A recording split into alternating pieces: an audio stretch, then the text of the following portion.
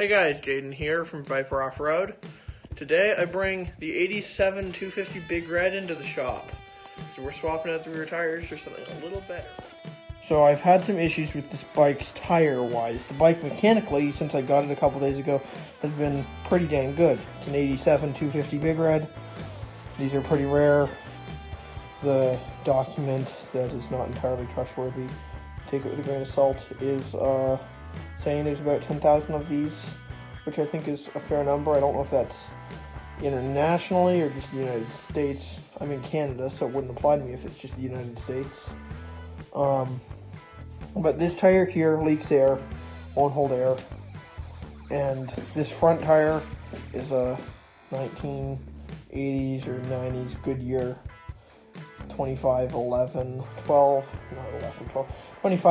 9 factory rims. Yeah, front brakes don't work. The rear brakes work awesome though.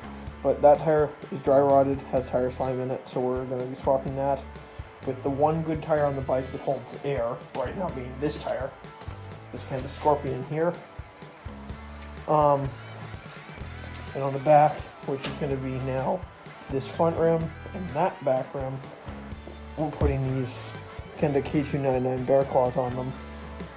These I've run on a few bikes. My Rubicon actually has a variant of these, the Bear Claw Evo, in the 27.9 12s on the front, 27.11 12s on the back. These are 25 by 12.5 -9. They have pretty good amount of tread left on both of them. This one down here is a little more worn than the top one. The original plan for this video was to actually swap these tires ourselves and make a cool video about it. But that backfired. We couldn't get the bead to break. We tried driving on it with a wheeler. We tried using the tractor bucket to push down and break the bead. Nothing was working, so we're just taking. So we got all three tires off the bike. Front axle and hub is removed as well, so we can re-grease that. This is the rear brake. 87 has different rear brakes than the 85. 86 has the same setup as 87. But they're a little more watertight with the design. Pretty cool. This is the tire that doesn't hold air. But that's it without tires on it. Now we are taking and swapping this Goodyear that was on the front previously. It's a directional tire. I don't find directional tires steer all that great. This is the one good back tire that held air. It's going on the front now, and that is going to become one of the rear rims, as well as the one over there that these are going on. Taking these to a tire shop tomorrow because they are closed now, and I'll update when I have that front tire on, and then yeah. So we got the rear tire mounted to the front. A little annoying, but we got it done. Had to use some heat to get the axle to come unthreaded. Rear tires are still off. We're taking these to the tire shop tomorrow to swap these two up here under those rims. But for tonight, we're going home because we want supper. Just got the tires back from the tire shop, mounted on the rims.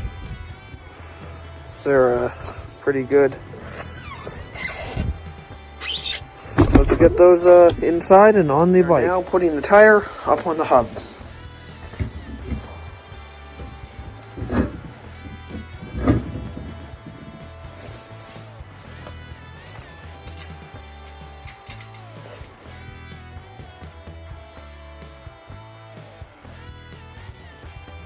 We are now going to pop it off the jack stands that we had it on to do this.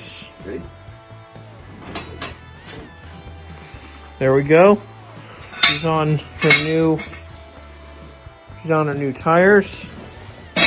Kenda K299. They're not brand new, but they have a decent amount of tread left.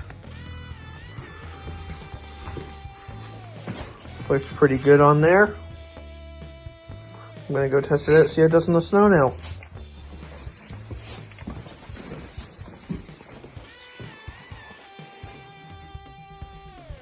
So, we have tires on, and we are in our testing location. So now I will be firing the bike up, and we're going to test out these new tires in the snow. So far so good, and let's show it on camera.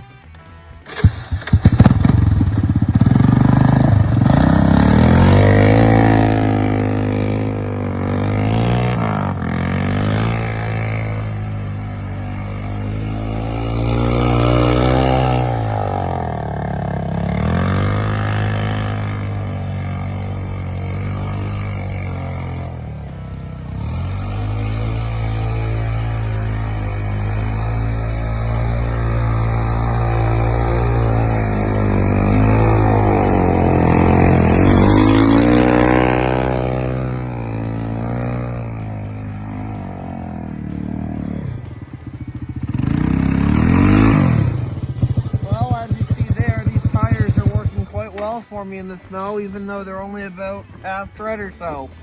They work a lot better than the knobbies ever did, and it's for a lot, well, it's pretty good. So yeah, thanks for watching this video. I'll look forward to seeing you in the next one. Catch you later.